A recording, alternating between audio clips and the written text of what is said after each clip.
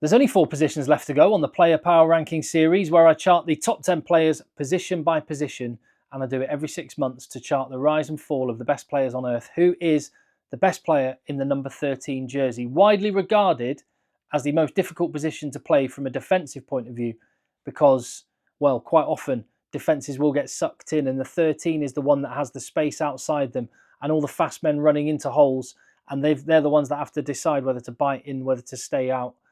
And consequently, you've got brilliant rugby brains in amongst this lot, as well as great athletes, because on the flip side, when it comes to attack, they have to be able to drop the hammer and burn and shred teams. And quite often the 13s have got amazing gas and athleticism and a brilliant rugby brain. And you see a lot of that on this list. The last time I did this, the top 10 looked like that. Remember, the top 10 I'm selecting is based on current form, but also historic form. I really think it's important to take into account a player's body of work, because some of these players have been grafting and playing at the very, very top level for years. And if you just pick a player that played a couple of great games a month or so ago and then jump them right above it, I'm not sure how meaningful that is. So current form, historic form, and a bit of gut feeling thrown in for good measure.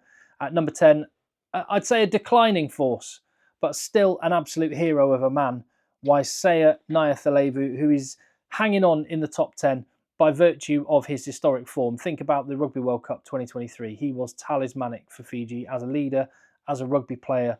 What an athlete. Big, quick.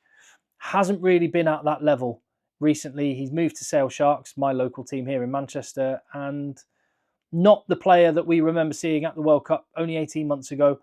For Fiji, still very important as a rugby player and a leader, just and a man. He's there in the top 10. Will he be there next time? He'll probably need to have a little boost in form if he does. A rising force in rugby is 21-year-old Joseph Alkuso Suaalii. What a start to an international career.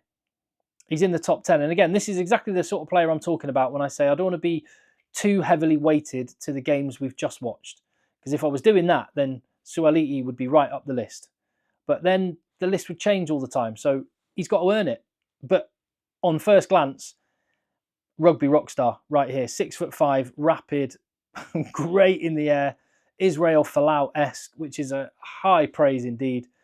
And Australian rugby, fair play. I was a little bit cynical about the move when I saw the amount of money that Rugby Australia was spending, and I thought, do they really need another outside back? Well, he's playing 13, a very difficult position. And to play as well as he did in a position which I've already said is really difficult to play because of the defensive decisions you need to make. To play as well as he did in his first ever game of professional rugby in that famous win against England speaks to the talent that this guy has got. Looking forward to seeing him go. Number 8, Lucio Cinti. I'm going to be honest.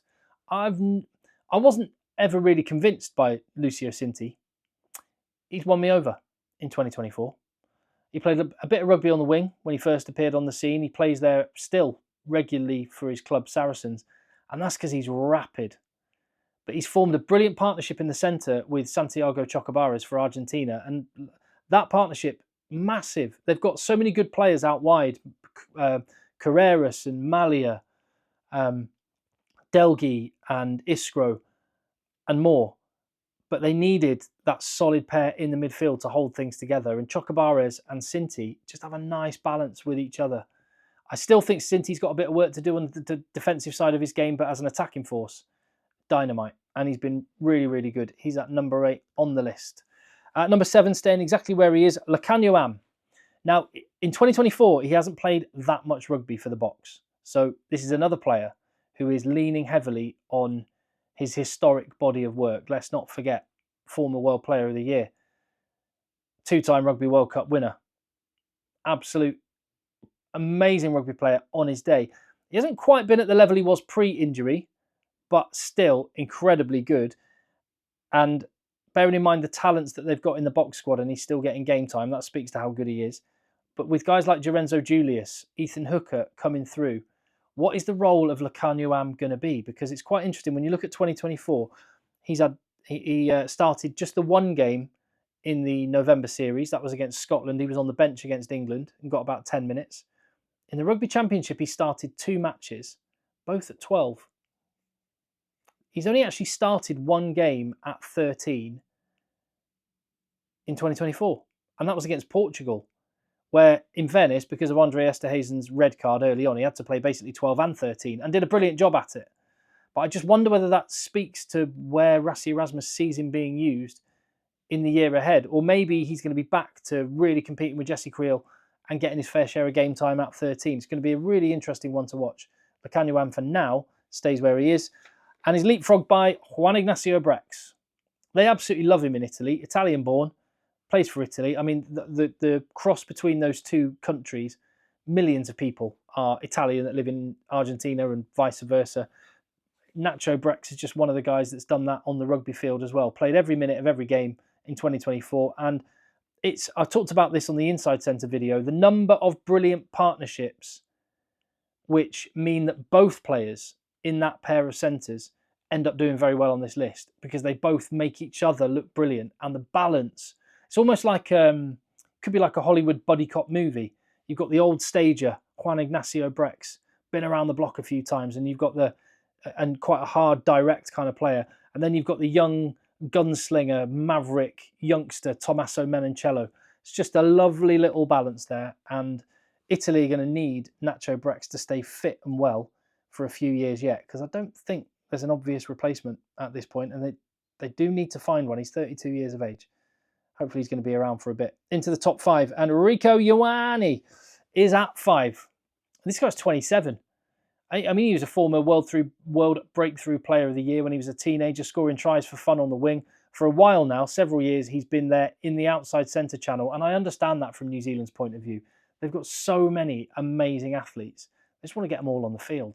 And the only way you can get Will Jordan and Caleb Clark and Beauden Barrett and Geordie Barrett and Rieko Ioane in the team together is to have the Barrett-Ioane combination.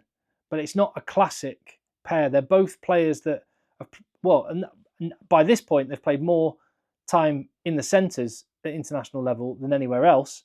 But nevertheless, you still feel like, going back to that point about the partnerships, you still feel like they're not getting the best out of each other because they're so good. But are they good as a partnership? That's the big question. I still think, I mean, they're amazing. They're both amazing. So they're always going to be a challenge on the international stage. Look to the Ireland match in November for just how good they can be.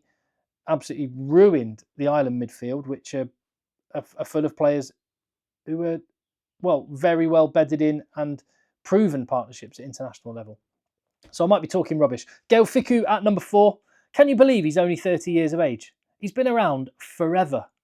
And he's still got gas in the tank, although he will not be available for France for the Six Nations this year, which is a massive blow to France, particularly because he's the one that brings the experience in the midfield.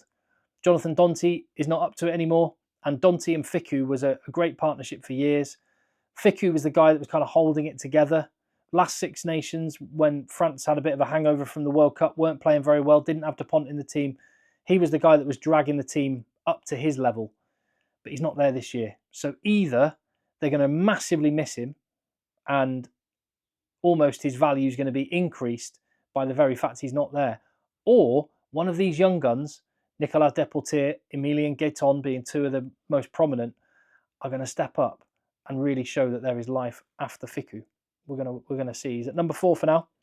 Number 3, moving up, Huw Jones. Talk about partnerships. They do not come better for club and country than Sione Tuipulotu and Huw Jones, who could I would not be surprised if they were British and Irish Lions starters in the midfield because they just work so well together. Both big and physical, both so quick. And Huw Jones, I mean, he's played international 15. He can play on the wing. He's 13. It's kind of perfect to have someone with that skill set in that 13 channel. He knows when to go, when to gas it on the outside, and he's having such a good couple of years for club and country. He deserves to be into the top 3 behind Garry Ringrose, who stays where he is at number 2. He came back, he was injured and missed the Six Nations last year, so a huge boost, and Ireland won the tournament last year without Garry Ringrose. He's back for 2025 and playing so well, by the way. My goodness me, he was good in November. Defensively, this guy is an absolute animal. So robust. So that's a big boost for Ireland. He was awesome in November, like I say. He came back on the bench in that first test against South Africa, played in the second test, which they won, and was very influential in that win as well. And in that match, he was opposite the guy that just stays ahead of him, Jesse Kriel, who has started 11 times for South Africa in 2024, playing every minute of every game, with the exception of 2 minutes, because he got yellow carded against Australia with 2 minutes to go. Rassie Erasmus, he's got a squad. He's used 52 players, and that tells you everything you need to know about Jesse Kriel. He used over 50 players in 2024, but when it comes to the 13 jersey, no one else gets a look in. Very, very rarely does another player get a game. Only that match against Portugal was it anyone other than this guy, Jesse Kriel.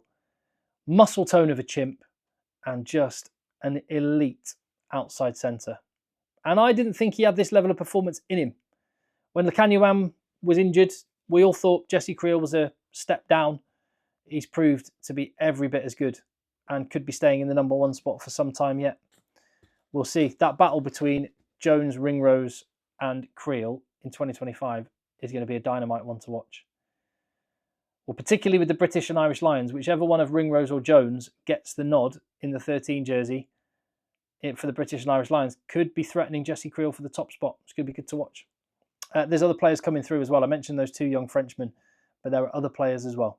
And could Henry Slade even have a bit of a comeback for England, or will it be someone else there? Let me know what you reckon in the comments down below. Give the video a thumbs up. I'll see you on the next one.